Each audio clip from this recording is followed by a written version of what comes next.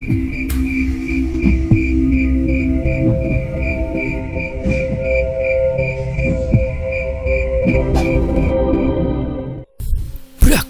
Dengan menggunakan kaki, Budi langsung membuka pintu dapur rumah Kai.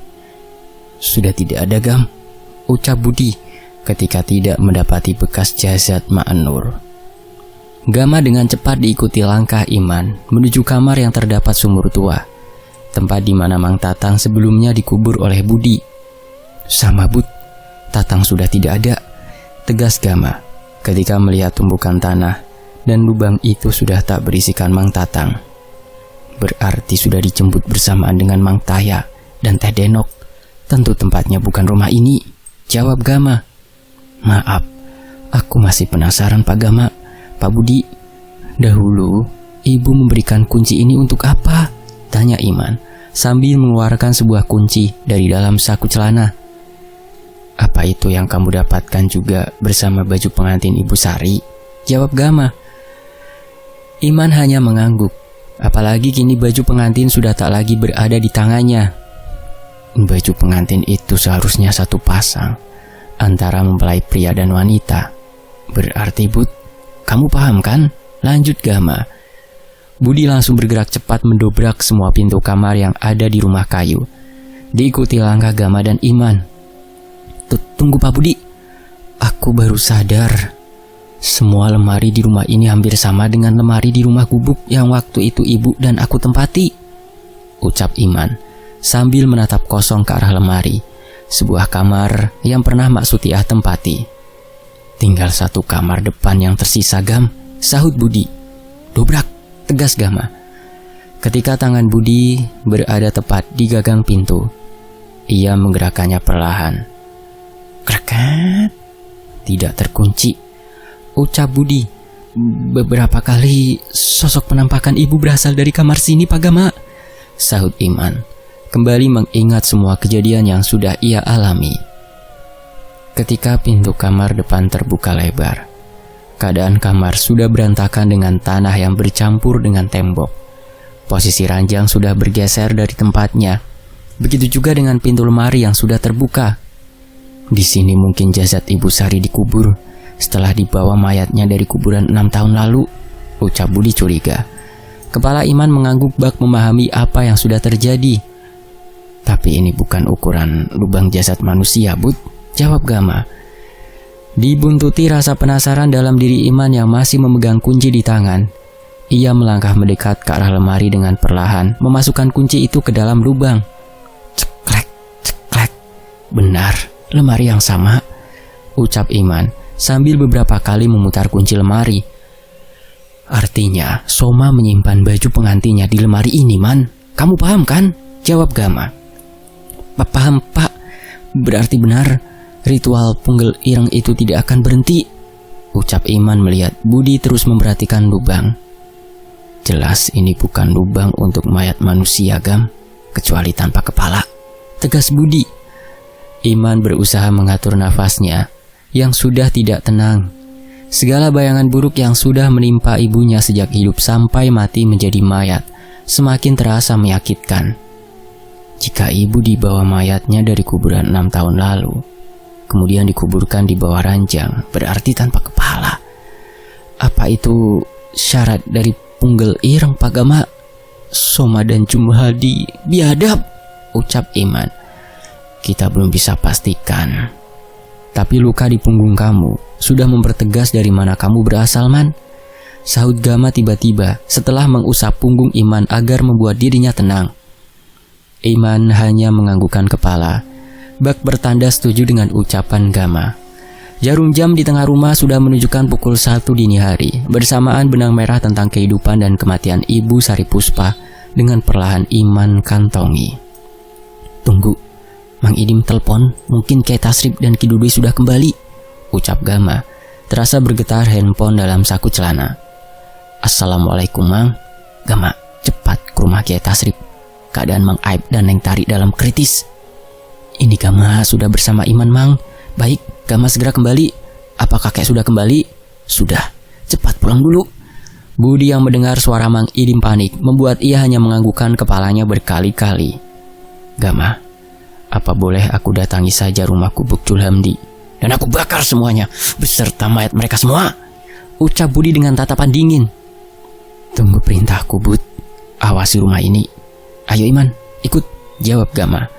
Iman hanya menggelengkan kepalanya dengan perlahan. Maaf Pak Gama, saya tidak bisa pulang dengan dendam yang ada dalam diriku. Aku akan malu dan merasa berdosa pada Kiai Tasrif, jawab Iman. Sudah, pergi Gam. Biarkan Iman bersama aku. Bawa ini, tanyakan ke Mang Idim dan Ki Dudui, sahut Budi, memberikan tulang yang sudah Gama keluarkan dari leher Mang Taya sebelumnya. Gama langsung pergi setelah Budi mencium tangannya. Dan hal itu dilakukan oleh Iman, walau ia masih merasa aneh dengan lelaki yang mempunyai rambut gondrong itu. Jika memang dendam yang akan bisa membuatmu tenang di waktu yang tepat, luapkan saja Man. Aku pernah merasakan apa yang sedang kamu rasakan sekarang. Kematian Ibu Sari akan menghantui dirimu jika tidak dituntaskan. Dan kamu tahu, ucap Budi dengan menatap Iman dingin. Apa Pak Budi? Tanya Iman merasa ada yang memahami dirinya. Soma dan Julhamdi, luapkanlah dendam itu ketika berhadapan dengannya. Untuk orang seperti kita, tidak ada cara baik untuk menuntaskan sesuatu buruk dan keji yang sudah terjadi begitu lama, Iman. Dan mungkin Punggel Ireng akan berakhir di tangan kamu sebagai keturunannya. Paham? Ucap Budi memegang kuat pundak Iman. Segala rasa yang sedang Iman rasakan seperti dibakar oleh ucapan Budi. Segala hal tentang Punggel Ireng dan dalang akan ritual sudah semakin jelas, membuat udara dingin malam ini yang menerpa tubuh Iman serasa membangkitkan kenyataan yang harus Iman tunggu selama belasan tahun atas rasa sakit yang sudah ia alami. Kita tunggu perintah Gama terlebih dahulu, dan Mak Sutia harus selamat, kata Budi. Iman semakin terbayang keadaan buruk yang menimpa Mang Aep dan Neng Tari. Apalagi beberapa hari kebelakang mereka berdua hampir menemui dirinya. Apa Neng Tari dan Mang Aep terkena musibah karena hal ini juga Pak Budi? Tanya Iman tiba-tiba. Budi hanya menepuk pundak Iman, lalu tangannya bergerak ke arah hati Iman. Sementara itu, di kampung Linggah Imah, semerbak harum tanaman di depan rumah Kiai Tasrif tercium tidak lagi membawa harum. Hampir seluruh ruangannya berbau busuk, terbawa angin dini hari menuju pagi yang tinggal beberapa jam lagi. Bau bangkai dan busuk yang sama ketika sosok perempuan yang menyerupai Ibu Sari menampakkan wujudnya di rumah. Makhluk apapun kamu, dan betapa hebatnya pun bersembunyi, akan aku habisi, tegas Mang Idim terus mengejar rambut panjang yang terurai panjang sedang bergerak cepat ke arah dapur. Dim, cukup, tegas Ki Dudui panik. Lepaskan saja, jangan kamu ikuti. Nyawa Neng Tari dan Mang Aep bisa berakhir ini, lanjut Ki Dudui menahan pundak Mang Idim yang sudah mengalir darah. Baik Ki, ucap Mang Idim. Suara erangan yang keluar dari mulut Neng Tari dan Mang Aep terdengar semakin kencang ketika Kiai Tasrif yang sudah duduk bersila berusaha mengeluarkan sosok hitam yang sudah merasuki. Gama dalam perjalanan Ki, ucap Mang Idim. Hanya Gama ini Ki yang mampu masuk ke alam larang tulah, saut Kiai Tasrif sambil membuka matanya. Umi tidak menyangka Mang Aep akan membunuh Neng Tari dengan golok itu. Begitu juga Neng Tari malah melawan Bah. Semua sama-sama dirasuki, ucap Umi hati masih mengingat jelas setelah ketukan pintu yang dibuka oleh Mang Aep malah membawa mara bahaya. Baik, semuanya tenang. Ikat dahulu tangan mereka berdua, ini akan membahayakan, ucap Ki Dudui. Mang Idim dengan cepat mengambil tali yang sudah ditunjukkan oleh Umi Hati. Tali itu langsung diikatkan pada tangan Neng Tari dan Mang Aep yang sudah beberapa kali membuka mata dengan warna hitam seluruhnya. Kalian semua bakalan mati oleh tunungan kami, bangsat, ucap Neng Tari membuka mulutnya perlahan. Awas Umi, teriak Kiai Tasrif langsung menepis tangan Mang Aep dengan mengenakan dua jarinya hingga tangan itu langsung tak mampu lagi bergerak. Masih ada tersisa ternyata Ki, ucap Kiai Tasrif Pertama kali setelah lama mengenakan kembali ilmu lumpuh raga. Ikat cepat Dim, bisa membahayakan, tegas Ki Dudui. Tidak apa-apa, ikat saja Neng Tari lebih kencang, saut Umiyati berusaha merelakan anak perempuan semata wayangnya itu semakin mengenaskan terbaring di ruangan tengah rumah. Sementara itu, kendaraan roda 2 yang Gama kemudikan baru saja tiba di halaman belakang rumah Kiai Tasrif. Lampu kuning yang menyala redup itu baru saja mati. Pandangan Gama namun mendapati sesuatu yang berbeda di dekat kandang ayam. Bahaya, ucap Gama. Suara tertawa kencang sudah Gama dengar, berasal dari nenek tua dengan wajah hitam hancur yang pernah ia lihat dalam gambaran mimpinya. Nenek tua itu menggenggam tali hitam yang menarik perhatian Gama. Namun Gama lebih memilih langsung berlari menuju pintu dapur yang sudah bergerak beberapa kali terkena hembusan angin. Gam, ucap Ki Dudui yang sedang mengawasi halaman belakang. Assalamualaikum Ki, jawab Gama langsung mencium Ki Dudui yang sudah banjir dengan keringat. Wartini tidak akan berhenti memberi mara bahaya dan mencari nyawa ketika ia hidup atau sudah mati dikendalikan Julhamdi atau sebaliknya, ucap Ki Dudui memandang ke arah nenek tua yang terus tertawa dari arah kandang ayam. Nenek tua itu Ki, tanya Gama. Nenek tua yang sudah membuat Neng Tari tidak sadarkan diri. Begitu juga Mang Aep, kiriman dari alam larang tulah Gam. Iman bagaimana bersama Budi, kata Ki Dudui sambil mengajak Gama segera masuk menuju ruangan tengah rumah. Sementara Iman pasti aman di tangan Budi. Tapi kabar baiknya ia sudah perlahan mengetahui apa itu Punggel Ireng dan ibunya. Kabar buruknya, dendam dalam dirinya tumbuh bersama kenyataan yang menerpa hidupnya saat ini Ki, jawab Gama. Suara teriakan dan rontaan tubuh Neng Tari menyambut kedatangan Gama, serta kedua mata Mang Aep yang sudah melotot sekuat tenaga. Gam, masuk ke alamnya mereka terikat, bisik Mang Idim. Disetujui oleh anggukan kepala Kiai Tasrif dan tangis Umi Yati ketika Gama mencium tangan mereka satu persatu. Amang, tolong pastikan keselamatan Iman. Gama dan kakek akan coba. Mohon doanya Kiai, jawab Gama ketika melihat tubuh Mang Aep dan Neng Tari semakin tidak terkendali. Kiai Tasrif dan Umi Yati langsung mundur perlahan bersamaan dengan Mang Idim yang langsung menerima handphone Gama untuk menghubungi Budi. Kek, ucap Gama sudah duduk bersila di hadapan tubuh Neng Tari dan Mang Aep yang terlentang. Alam yang sudah pernah buyut kamu tutup Gam, namun tidak menutupnya rapat, hanya menyisakan celah. Dan sayangnya dua manusia yang terpisah antara kepala dan tubuhnya sudah menjadi kunci terbukanya alam larang tulah, bisik Ki Dudui. Kakek dan Kiai Tasrif sudah memastikannya bahwa pohon jati paling tua berumur mungkin 2 kali lipat dari usia kakek adalah gerbang di mana jasad Wartini dulu dijadikan alat sebagai berlangsungnya Punggel Ireng, pernikahan ibu dan bapaknya Iman, lanjut Kiai Tasrif. Jari tangan Kiai Tasrif terus bergerak bersama dalam hati mengucapkan zikir. Begitu juga dengan Mang Idim yang sedang bicara dengan budi sangat serius. Bismillah Kek, mari kita lakukan. Dan semoga Gama bisa masuk ke dalam larang tulah itu, ucap Gama, mengeluarkan gelang gengge dalam saku celana dan langsung memegangnya erat. Kepala Kiai Tasrif tiba-tiba tertunduk. Begitu juga Umi Yati dan Mang Idim ketika Mayong Hideng berjalan terpincang-pincang menuju pangkuan Gama yang sudah duduk bersila. Tahan, bisik Ki Dudui, membacakan amalan dalam hatinya lalu mengusap punggung Gama, kemudian ke arah wajah dengan sekuat tenaga.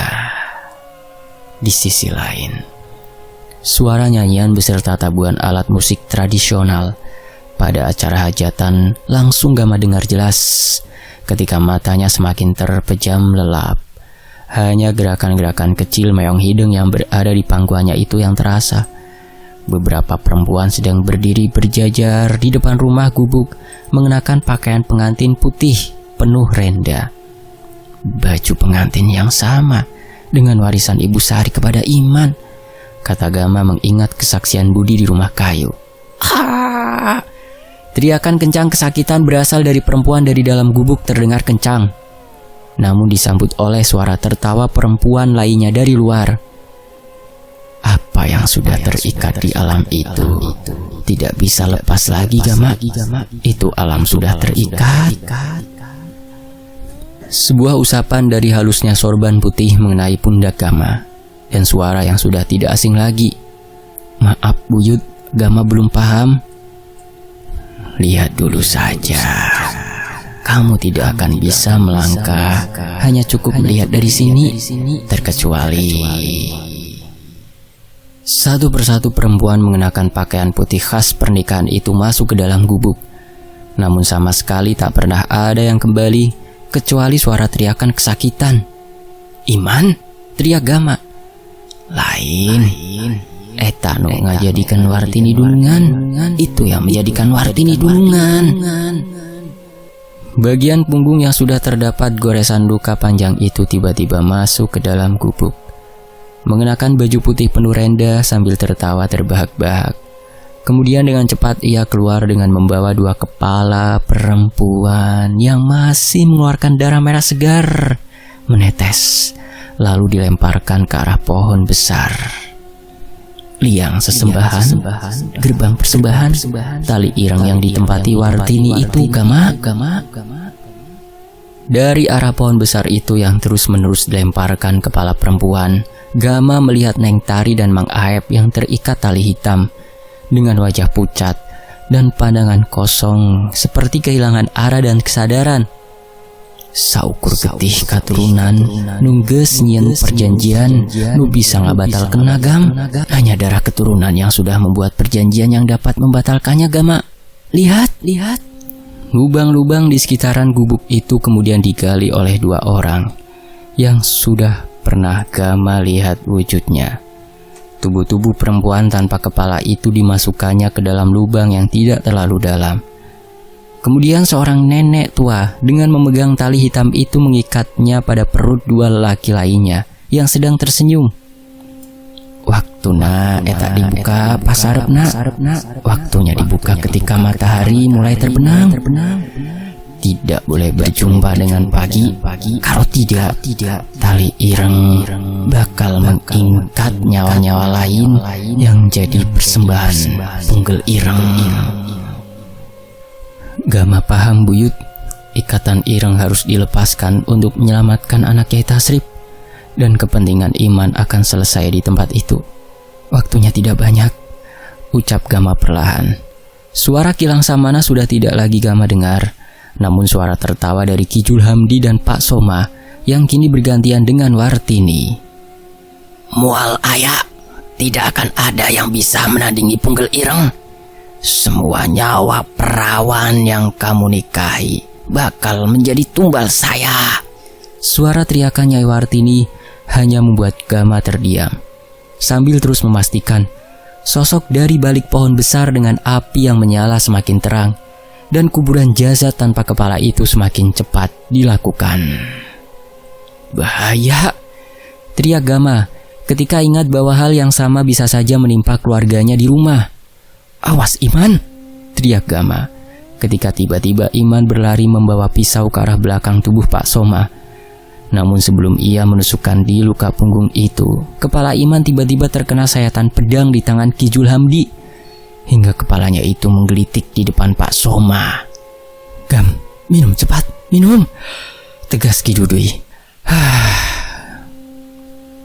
Panik langsung memaksa Gama. Tubuhnya Gama yang sudah banjir dengan keringat itu untuk meminum air dalam gelas. Iman kek, Mang Aep, Neng Tari, ucap Gama semakin panik. Ludah hitam dari mulut Neng Tari tiba-tiba mengenai wajah Gama. Namun Ki Dudui langsung melarang untuk mengelapnya. Dim, ini kesempatan. Bawa ludah itu ke dalam wadah, ucap Ki Dudui. Ini juga Mang yang Gama dapatkan dari leher Mang Taya. Tolong pastikan, semoga jadi petunjuk, sahut Gama. Kuncinya hanya pada Iman Kiai, ucap Gama kemudian menjelaskan semua kejadian yang ia lihat di alam larang tulah. Dari sepasang baju pengantin dan tubuh yang sudah dukun itu siapkan, Maka kita semua paham Kiai harus bertindak seperti apa, sahut Ki Dudui. Tali ireng ini Gama, mereka terikat semuanya, ucap Mang Idim. Apapun kita lakukan, tak mungkin terlalu lama Tari dan Mang Aib sukmanya tertahan di alam larang tulah. Termasuk Iman harus berhadapan dengan bapaknya, sahut Kiai Tasrif. Gama mengangguk, memahami keadaan semakin genting. Beberapa kali Neng Tari dan Mang Aib terus berontak. Namun satu kali cipratan air minum yang Ki Dudui basuhkan ke arah wajahnya langsung membuatnya terdiam. Waktunya dibuka ketika matahari mulai terbenam. Tidak boleh berjumpa dengan pagi, kalau tidak tali ireng bakal mengikat nyawa-nyawa lain yang jadi persembahan Punggel Ireng, ucap Gama mengulang perkataan Ki Langsamana. Membuat Kiai Tasrif, Ki Dudui, dan Mang Idi memahaminya bahwa Jul Hamdi dan Leweng Larang Tulah sudah menantikan kedatangan mereka. Dari luar rumah Kiai Tasrif, tertawa kencang nenek tua terdengar begitu kencang, membuat beberapa lampu luar yang menyala terang bahkan seketika langsung padam. Ketika Gama akan berdiri dari duduk bersilanya, ditahan langsung oleh Ki Dudui. Biarkan malam ini mereka tertawa, hingga besok kita habisi Gam. Bukan lagi Punggel Ireng, tapi ada anak Kiai Tasrif dan Iman yang harus selamat dan utuh mengetahui semuanya, bisik Ki Dudui. Sementara itu di Leweng Larang Tulah, waktu hari berputar dengan cepat. Tinggal beberapa jam lagi cahaya sore dari arah timur akan segera tiba menyelinap di antara celah pohon-pohon jati yang menjulang tinggi. Beberapa pekerja, para pencari kayu di dalam leweng, tiba-tiba berlarian dari arah ujung. "Wartini! Nyai Wartini, saya melihatnya!" Teriakan orang itu membuat yang lain berlari dengan kencang. "Yang benar Kang, bukannya Nyai Wartini hanya cerita, mitos? Sudah, lari cepat!" teriak yang lainnya. 5-6 orang itu rela meninggalkan kayu-kayu yang sudah mereka kumpulkan dengan susah payah untuk segera keluar dari Leweng Larang Tulah menuju satu-satunya warung tempat di mana mereka beristirahat dan menyimpan kendaraan roda 2. "Kang, ayo, lari!"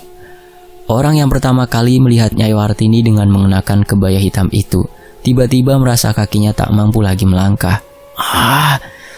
Ia hanya berdiri di dekat pohon jati cukup besar. Tangannya memegang erat ke arah akar agar dapat digunakan sebagai pegangan mengeluarkan seluruh tenaganya. Sulit.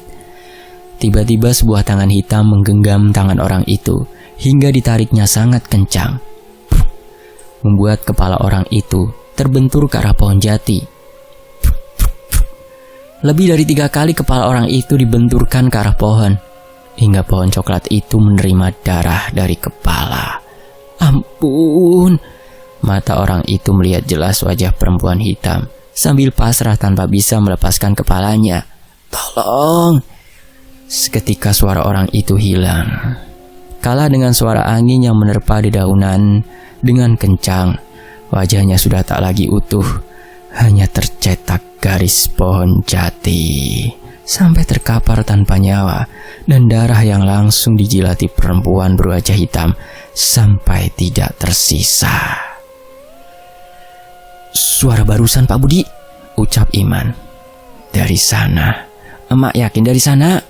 sahut Mak Sutiah berjalan perlahan dengan perban kain yang terikat di kaki.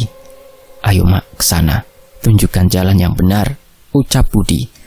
Mak Sutiah melangkah perlahan menuju suara teriakan yang tak lagi terdengar. Setengah pikirannya sedang berkecamuk, mengingat cerita dan kesaksian mendiang suaminya yang dahulu kala sering mengantarkan Pak Soma masuk ke dalam leweng ini. "Benar ini Pak Budi, Iman," ucap Mak Sutiah sambil mengatur nafas yang sudah ngos-ngosan. "Di sana jalan yang sering dilalui mobil, berarti benar dari ujung jalan ini adalah gubuk di mana Ki Julamdi berada," lanjut Mak Sutiah. Pak Budi, itu!" ucap Iman sambil menutup hidungnya. "Astagfirullah," sahut Mak Sutiah ketika melihat arah telunjuk Iman. Budi langsung bergerak cepat ke arah pohon jati yang sudah tercetak sebuah darah dengan mayat yang terkapar mengenaskan.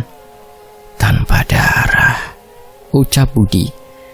"Dari suami aku, Pak, pernah bilang jika ada bangkai mayat yang mati di dalam leweng ini pasti tanpa ada darah yang dihisap oleh Nyai Wartini," sahut Mak Sutiah. Wajahnya hancur, Mak, berarti? Tanya Iman. Jangan ada yang bergerak maju dari batas ini sebelum Gama sampai. Paham? Tegas Budi melihat asap hitam dari jauh di mana ujung jalan itu berjumpa dengan rumah gubuk Ki Julhamti. Sebentar lagi sore, dan mungkin ini malam terakhir emak hidup Iman. Sebanding dengan malam kemarin kalian menyelamatkan emak dari sosok yang menyerupai Mak Nur, sang prias pengantin gaib, ucap Mak Sutiah pasrah. Budi terus memperhatikan seluruh leweng larang tulah yang tidak akan lama menjamu cahaya sore itu tiba. Sudah beberapa kali ia mencoba menghubungi Gama untuk memberitahu lokasi keadaannya bersama Iman dan Mak Sutiah, namun usahanya nihil.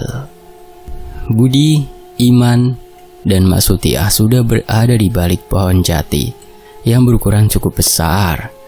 Beberapa kali Mak Sutiah menjelaskan bagaimana keadaan leweng larang tulah yang berbahaya. Budi hanya menganggukkan kepala dan terus dalam keadaan siaga karena mayat yang barusan ia lihat sudah menjadi pertanda bahwa Ki Julhamdi akan menyambut kedatangan mereka. Apa Ibu Warung di depan tadi tidak akan curiga ya, Mak, ketika kita turun dari mobil pengangkut kayu? Tanya Iman. Seharusnya curiga, apalagi pekerja kayu pasti panik ketika satu temannya itu belum kembali, jawab Mak Sutiah. Man, ingat semua perkataan malam itu. Malam ini kamu buktikan atas kebiadaban mereka kepada ibumu, sahut Budi dengan sikap dinginnya, sambil menyingkirkan rambut gondrong yang tak jarang menghalangi pandangan matanya. Baik Pak Budi, jawab Iman. Mak Sutiah hanya mengelus pundak Iman berkali-kali. Ia tidak menyangka tangisan pertama kali ketika Iman lahir akan membawanya pada keadaan yang membahayakan antara hidup dan mati. Di sisi lain, wah Pak, mending jangan dulu masuk ke dalam hutan, sebentar lagi sore, ucap Ibu Warung. Kenapa memangnya Bu? Saya hanya perlu satu daun jati di tengah hutan dan akar kecil saja untuk tugas pekerjaan saya, bahan penelitian, jawab Gama heran. Satu pekerja yang biasa mencari kayu belum keluar dari dalam leweng. Mungkin kalau 2 hari belum keluar, pihak berwajib akan bantu mencarinya di dalam. Takutnya, ucap Ibu Warung yang sudah pernah melihat Gama ketika Kiai Tasrif dan Ki Dudui berkunjung. Ibu Warung masih menatap Gama bimbang. Setengah keberanian dalam dirinya ingin bercerita tentang Nyai Wartini tak kunjung hadir. Saya belum maghrib juga bakalan sudah di warung ibu lagi. Doakan saja pekerjaan saya ini cepat selesai ya, Bu. Dan siapa tahu malah saya yang ketemu sama orang itu, kan bisa saja terjadi, jawab Gama berusaha meyakinkan Ibu Warung. Ibu Warung hanya mengangguk dan percaya pada ucapan Gama. Apalagi Gama juga mengatakan bahwa Kiai Tasrif dan kakeknya yang kemarin hari berkunjung ke warung ini akan menyusulnya, membuat Ibu Warung merasa senang dan langsung akan menyiapkan makanan untuk sang kiai. Hati-hati, semoga pekerjaannya di dalam leweng cepat selesai, ucap Ibu Warung sambil memberi petunjuk lokasi pohon-pohon jati yang biasa dilalui para pekerja pencari kayu bakar. Arah jam 2 Gam, aku menunggu bersama Iman dan Mak Sutiah, satu pohon jati penuh dengan darah. Pesan dari Budi beberapa menit yang lalu baru Gama baca, membuat Gama cukup heran dengan apa yang terjadi. Bud, jangan bilang itu darah dari orang yang cari kayu bakar yang belum keluar dari leweng, bisik hati Gama sambil melihat arah jam yang Budi katakan. Di sisi lain, suara langkah kaki menginjak ranting dan rumput terdengar begitu jelas. Gama dengan cepat melewati beberapa pohon jati untuk menuju arah jam 2. Sudah lebih dari 3 kali ia melihat ke arah jam yang melingkar di tangan. Tinggal tersisa setengah jam lagi menuju waktu sarepna atau waktu tenggelamnya sinar matahari. Di sana, ucap Gama sambil terus membaca amalan ilmu lumpuh raga, beserta terus meminta perlindungan yang maha kuasa. Gama baru menyadari dari kejauhan terlihat 2 mata meong hideng yang berwarna kuning menyala, berdiam di salah satu pohon jati. Semakin mendekat langkah Gama, ia sudah mencium bau busuk yang menyengat dan beberapa lalat yang berkumpul cukup banyak. Innalillahi, ucap Gama sambil menutup hidungnya. Gam, di sini, teriak Budi. Bayangan rambut gondrong Budi sudah Gama lihat dengan jelas. Beberapa kali Budi langsung melambaikan tangan. "Bud, kenapa di sini? Gubuknya seharusnya berada di arah jam 12?" tanya Gama setelah melihat Mak Sutiah bercucuran keringat. Begitu juga dengan Iman yang baru saja mencium tangannya. Budi hanya menundukkan kepala sambil mengarah ke Mak Sutiah. Bersambung. Nantikan bagian akhirnya di Fakta Sejarah. Terima kasih Go Artiping. Terima kasih teman-teman sudah meluangkan waktunya untuk menyimak kisah ini di sini di Fakta Sejarah. Dan saya pamit dulu, sampai jumpa di bagian terakhir. 1 part lagi ya berarti ya. Semoga lancar. Amin. Wassalamualaikum. Alhamdulillahirabbil alamin.